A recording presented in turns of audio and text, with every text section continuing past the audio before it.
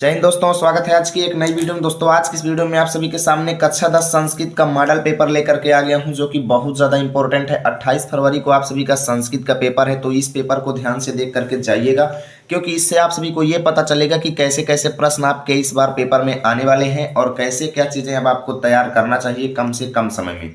पूरा बेहतरीन तरीके से मैं आपको बताऊंगा कि बचे हुए समय का आपको कैसे उपयोग करना है और कैसे बचे हुए समय में आपको संस्कृत में 70 में 70 लाने की पूरी तैयारी करना है। ठीक है, तो चलिए शुरू करते हैं और पूरे पेपर का सॉल्यूशन भी मैं आपको बता दूंगा साथ में। ठीक है, तो यहाँ पे देख सकते हो कोड 818 DU का है।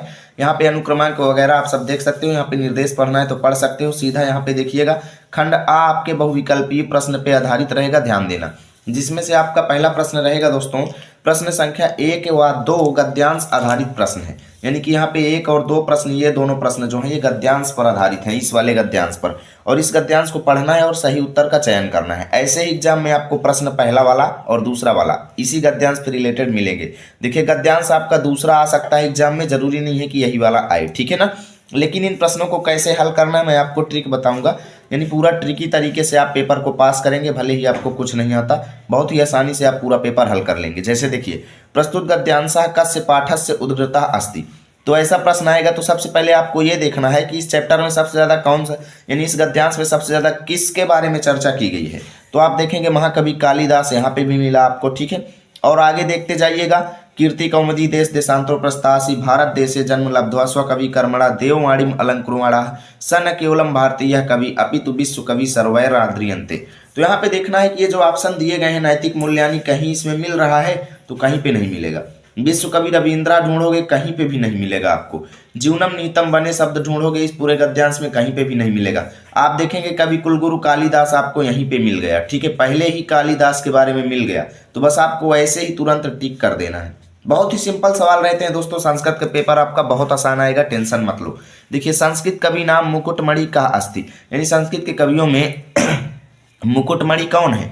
तो आप लोग तो वैसे भी अनुमान लगा सकते हो कि जब कालिदास के बारे में चैप्टर है तो जरूर कालिदास इसका सही आंसर होगा। लेकिन आपको करना क्या है, ये शब्द दिए गए हैं गद्यांश में, ढूंढना है कि संस्कृत कवि नाम मुकुटमणि शब्द कहाँ पे मिलता है। तो आप लोग देखेंगे संस्कृत कवि नाम मुकुटमणि शब्द आपको ये मिल गया। अब इसके आगे पीछे देखो कि जो ऑप्शंस दिए गए हैं इसमें से कौन सा आपको मिल रहा है। विश्व कवि ढूंढोगे, इसके आगे पीछे कहीं पे भी नहीं है। महाकवि वाल्मीकि आगे पीछे कहीं पे भी नहीं है। वेद व्यास आगे पीछे कहीं पे भी नहीं है। कालिदास आपको मिल गया, बस इसी में आपको टिक कर देना है। ठीक है, अब देखिए उसके बाद तीसरा प्रश्न आपके चैप्टर से रिलेटेड MCQ रहेगा। ठीक है, MCQ आप लोग देखिए, गद्य और पद्य के मैं MCQ करवा चुका हूं। आप लोग नहीं देखे हो तो मेरे चैनल पे जाइए, वीडियो पड़ी हुई है, पढ़ लीजिए। ठीक है, उससे आपका फायदा ही होगा। नहीं आएगा तो कुछ ना कुछ तो ट्रिक आपको लगाना ही पड़ेगा। जैसे नैतिकता या प्राणभूतम तत्वम किम। ठीक है, स्वस्य हितम परेशान हितम विदेशिया नाम हितम पशु नाम हितम। तो आप लोग चैप्टर पढ़े होंगे तभी ऐसे क्वेश्चन कर पाएंगे। इसका सही आंसर होगा परेशान हितम।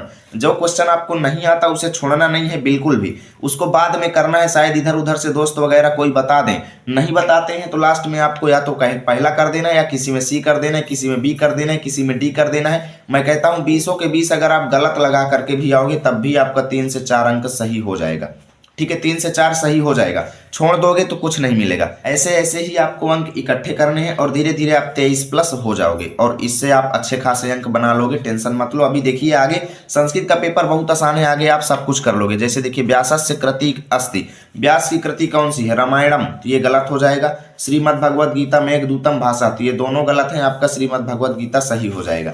अब देखिए, विबुध बोध बुधई का से बेटे, ये सब प्रश्न मैंने करा रखे हैं। लक्ष्मी, पार्वती, विद्या, सरस्वती, तो करेक्ट होगा सरस्वती। ठीक है, अब देखिए, कम स्नानम न कुर्यात, कम स्नानम न कुर्यात, तो बालकम आतुरम दिनम आबालकम, तो सही होगा आतुरम, यानी रोगी रहने पर हमें स्नान नहीं करना चाहिए। उसके बाद देखिए, वाणी कम समलम करोति, तो पशुम तो होगा नहीं, सर्पम तो होगा नहीं, पुरुषम आपका सही होगा। ठीक है, वान नेका समलम करोति या पुरुषम संस्कृत आधारित, आप ये श्लोक पढ़े होंगे, तो यहाँ पे पुरुषम आपका सही होगा, ये वाला भी गलत हो जाएगा। देखिए, ये चैप्टर से रिलेटेड MCQ है जो कि मैं ऑलरेडी करा रखा हूँ। आप मेरे चैनल के लाइव सेक्शन में जाइए, वहाँ पे सब चीजें पड़ी हुई हैं। देखिए, पृथिव्याम त्रीणि रत्नानि जलम अन्नम सुखासितम, ये श्लोक है, तो ये त्रीणि आपका सही हो जाएगा, बाकी सब गलत हो जाएंगे, ध्यान देना। ठीक है, अब देखिएगा, नागानंद नाटक से रचयिता कहा, तो गांधी जी है नहीं, महात्मा भी नहीं है, कालिदास भी नहीं है, हर्षवर्धन आपका सही हो जाएगा।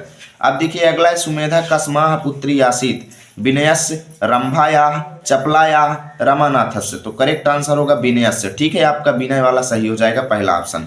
देखिए माहेश्वर सूत्राणी संख्या अस्ति, माहेश्वर सूत्रों की संख्या कितनी है?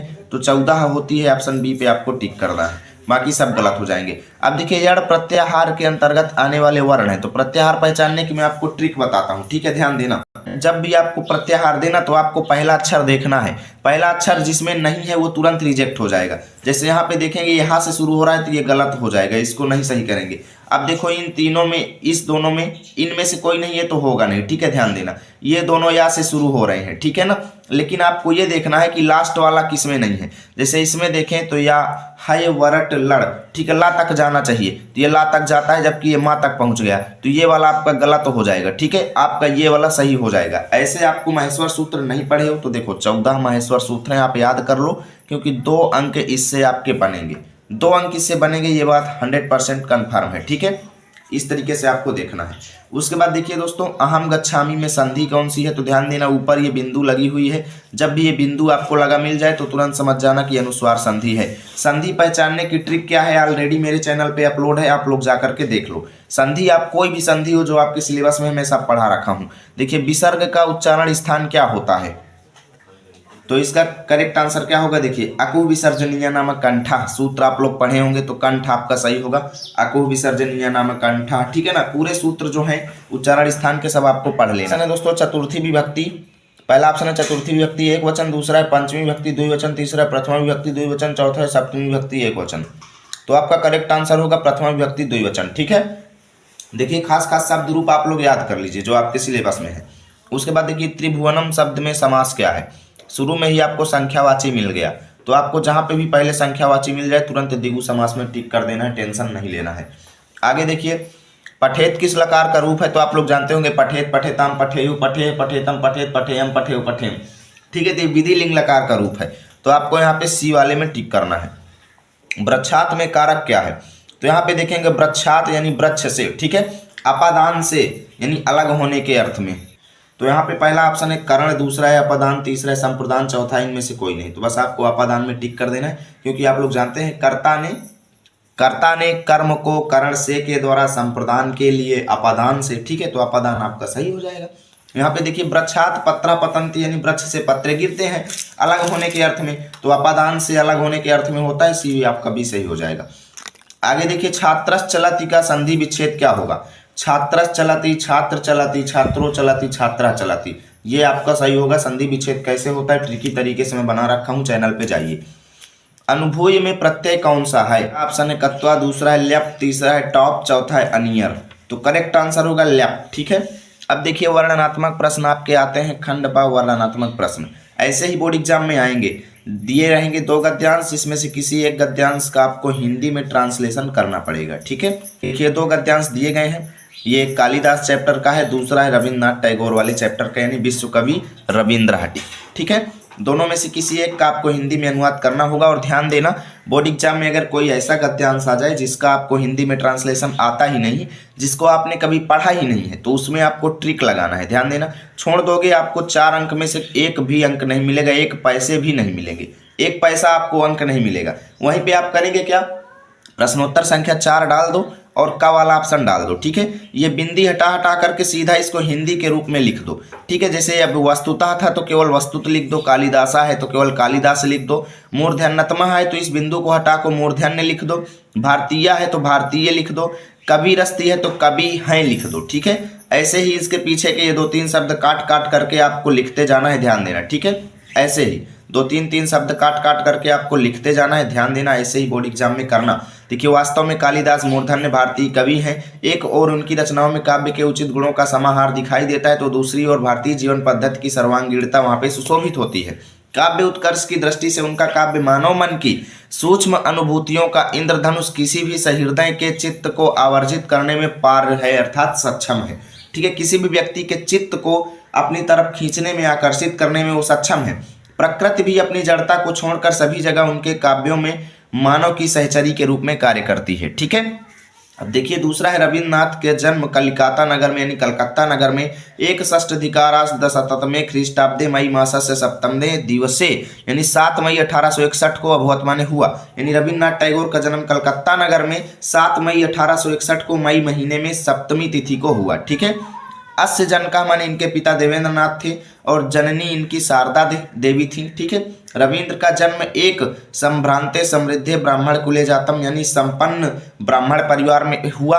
यस्य संविदे अचला विशाला संपत्ति यानी इनके परिवार के पास अचल विशाल संपत्ति थी। ठीक है। ऐसे हिंदी में ट्रांसलेट करके लिखना है। नहीं आता आप कुछ भी नहीं पढ़े हैं तो बस जो बताया हूँ बिंदी वगैरह हटा हटा करके लिख देना।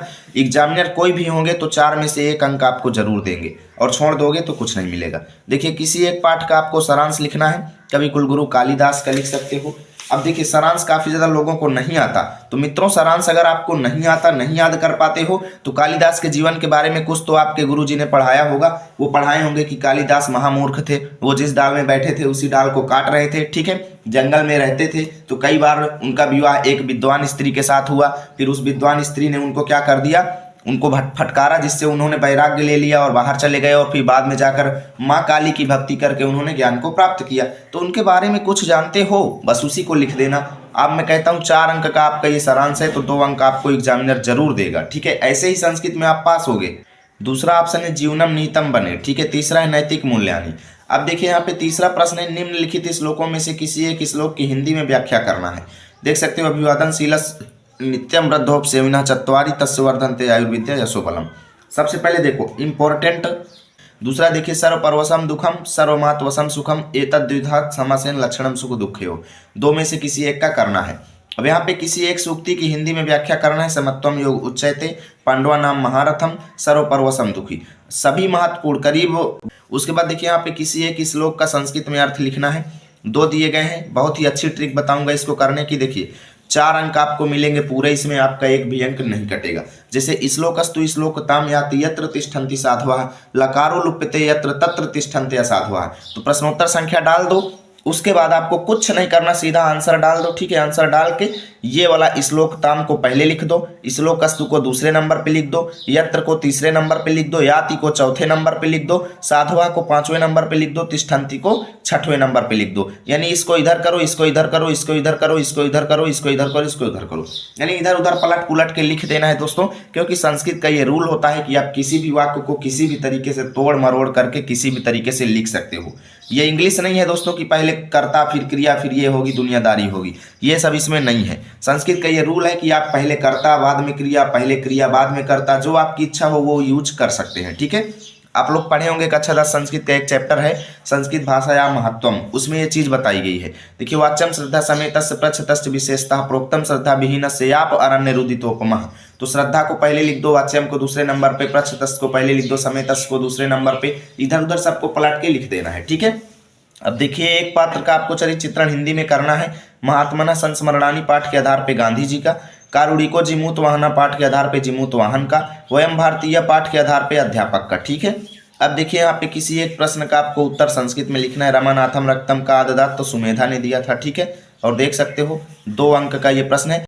जातक मालया रचयिता का। ठीक है। जिमूत वाहना कस्य पुत्र आसीत, तो जिमूत केतु का पुत्र था जिमूत वाहन, तो आपको लिख देना है। अब यहाँ पे 7वां प्रश्न देखिए निम्नलिखित रेखांकित पदों में से किसी एक पद में निर्देशानुसार विभक्ति का नाम लिखिए।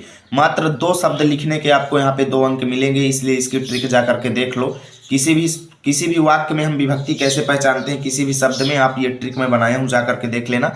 रामा नेत्राभ्याम पश्यति यानी राम नेत्रों के द्वारा देखता है। इस शब्द में आपको विभक्ति बताना है। तो आपने एक शब्द देखा राम नेत्रों के द्वारा देखता है, एक शब्द आपने देखा के द्वारा, तो के द्वारा जो होता है ये तृतीय विभक्ति का चिन्ह होता है। ठीक है। कर्ण कर्ण कारक का, कर्ण से के द्वारा। ठीक है। कर्ण कर्ण से के द्वारा, कर्ण कारक का ये चिन्ह है, तृतीय विभक्ति यहाँ पे हो जाएगी। ठीक है। देखो सापादेन खंजा व पैर से लंगड़ा है, इस पर भी ट्रिक ऑलरेडी मौजूद है। एनांग विकार सूत्र यहाँ पे है। ठीक है।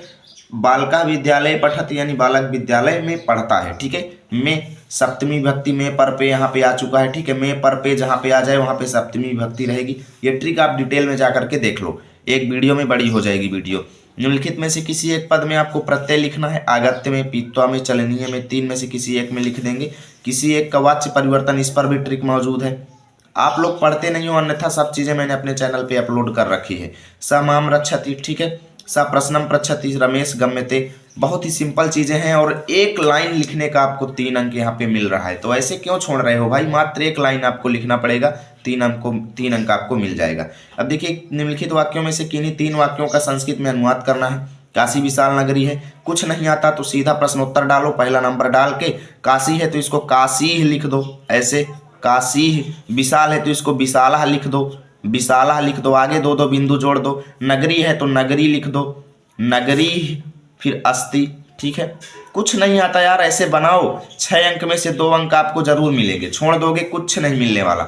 रोहन चित्र देखता है तो रोहना, रोहना, ठीक है, चित्र है तो चित्रम, ऐसे भाई ऐसे बनाओ, चित्रम, देखता है नहीं आता तो देखति लिख दो, नहीं आता तो देखति लिख दो, आता है तो पश्यति लिख दो, ठीक है, ऐसे बनाया जाता है।